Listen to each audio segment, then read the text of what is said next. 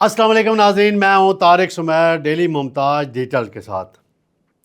ناظرین، پاکستان، سعودی عرب اور ترکیہ کے درمیان ایک اور تاریخی دفاعی معاہدہ طے پا گیا ہے۔ مکہ مکرمہ میں تینوں ممالک کی قیادت نے اس تاریخی معاہدے پہ دستخط کر دیے۔ ایک ملک پر حملہ، تینوں ممالک پر حملہ تصور ہوگا۔ پاکستان اور ترکیہ فوجی قوت کے لحاظ سے دنیا میں بہترین افواج مانی جاتی ہیں دونوں، اور سعودی عرب ہو، ترکیہ ہو، ان کے ساتھ پاکستان کے ہمیشہ تاریخی اور قریبی تعلقات رہے ہیں۔ مشکل کی ہر گھڑی میں ان دونوں نے پاکستان کا ساتھ دیا، اور ترکی میں تو پاکستانیوں سے بہت محبت کی جاتی ہے۔ سعودی عرب میں بھی پاکستانیوں کو جو اب اہمیت ملی ہے، پہلے بھی تھی، لیکن اب جو اہمیت ملی ہے وہ اس سے پہلے کبھی نہیں تھی۔ وزیر اعظم شہباز شریف، ترکیہ کے صدر طیب اردوان اور کراؤن پرنس MBS محمد بن سلمان نے اس تاریخی معاہدے پہ دستخط کیے ہیں۔ پاکستان کی طرف سے اور وٹنس کون کون تھا؟ Field marshal general Asim Munir, معرکہ حق کے ہیرو، نائب وزیر اعظم اسحاق ڈار، وزیر خارجہ بھی ہیں، وزیر اطلاعات و نشریات عطا اللہ تارڑ، اور سعودی اعلیٰ حکام، ترکیہ کے منسٹرز اور اعلیٰ حکام، اور پاکستان کے وزیر دفاع خواجہ محمد آصف۔ میں جو ہمارے دفتر خارجہ نے ناظرین اس پہ ایک اعلامیہ جاری کیا ہے، وہ پڑھنے سے پہلے آپ کو آگاہ کرتا چلوں۔ ہماری ٹیم وہ سکرین پہ آپ کو دکھا دے گی۔ ایم نیوز ڈیلی ممتاز ڈیجیٹل کا پرنٹ ورژن جو ہے روزنامہ ممتاز، اس میں یہ لیڈ آج میں نے خود شائع کی ہے، جس میں تینوں ممالک کے درمیان معاہدہ طے پانے کی اطلاع دی ہم نے کہ نیٹو طرز کا معاہدہ طے پا رہا ہے۔ وہ آپ کو سکرین پہ ملے، میں ذرا پہلے پڑھ دیتا ہوں۔ Guided by the long-standing historical ties among the three states, based on the enduring bonds of brotherhood and Islamic solidarity that unite them, and building upon their shared strategic interest and long-standing defense cooperation, His Highness Prince Mohammed bin Salman bin Abdulaziz, Saudi Crown Prince and Prime Minister of Saudi Arabia, and Mr. Recep Tayyip Erdogan, President of Islamic Republic of Turkey, and His Excellency Mohammad Shahbaz Sharif, Prime Minister, Islamic Republic of Pakistan, signed the Makkah Joint Defense Agreement, reflecting the three states' shared commitment to further strengthen their collective security and to promoting peace, security, and stability in the region and beyond, in pursuit of a secure and prosperous future. The agreement is indeed to strengthen collective defense against any act of aggression,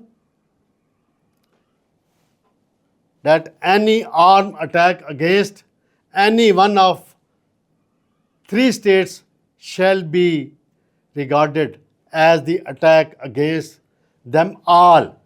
It further provides for the enhancement of the aspects of the defense cooperation among the three states. یہ ناظرین اس کا ایک پیرا میں نے آپ کو اعلامیہ کا بتا دیا ہے یہ جوائنٹ سٹیٹمنٹ ہے جس میں واضح کر دیا گیا ہے ان عناصر کو، ان دشمنوں کو کہ کسی ایک ملک پہ حملہ کیا تو یہ تینوں ممالک پر حملہ تصور کیا جائے گا۔ یہ بہت بڑا موقع ہے ناظرین۔ آپ کو پتہ ہے ایران امریکہ کی وار کے دوران اب کیا ہو رہا ہے؟ سعودی عرب پہ اٹیک کیے جا رہے ہیں بار بار۔ کبھی حوثی باغی اٹیک کرتے ہیں تو کبھی ایران سے اٹیک کیا جاتا ہے سعودی عرب پہ، اور پاکستان نے بار بار ایرانی بھائیوں سے ریکویسٹ کی کہ سعودی عرب پہ اٹیک نہ کریں، لیکن پھر بھی۔ اور حوثی باغی جو ہیں ان کا ایک الگ معاملہ ہے۔ اب اس معاہدے کے بعد میں یہ سمجھتا ہوں کہ دیگر اور اسلامی ممالک بھی اس معاہدے کا حصہ بنیں گے۔ حال ہی میں کویت کے ساتھ پاکستان کا ایک ڈیفنس معاہدہ ہوا ہے، وہ اس طرح کا نہیں لیکن اس میں آئیں گے۔